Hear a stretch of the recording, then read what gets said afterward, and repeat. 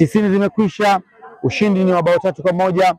Tathmini yako kwa ufupi juu ya kile ambacho umekiona kwa timu zote mbili? Kipindi cha pili kilianza vizuri, kilianza kwa spidi kwa timu zote mbili. Wale watoto wa Umseta walifanya mabadiliko kwa ajili ya kutafuta bao, lakini ilikuwa ngumu kwa dakika za mwanzo za kipindi cha pili, ingawa wamepata goli dakika za mwisho.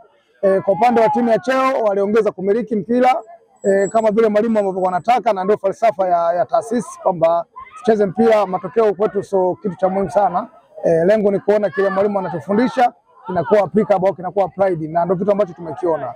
Otherwise mchezo kwa mzuri sana. Na kwa upande wa cluster hii ya Tabora ambayo kimsingi ni timu yetu ya Tabora hapa inakwenda kwenye mashindano Jumatatu, umeionaje selection waliofanya walimu na timu kwa ujumla tu, umeionaje? Sio mbaya sana, lakini wanaonekana hawana upepo. Wanahitaji sana kufanya mazoezi ya pumzi. Kama kwa muda uliobaki, kama mwalimu atafanya improvement kwenye pumzi, wanaweza kwenda kufanya vizuri.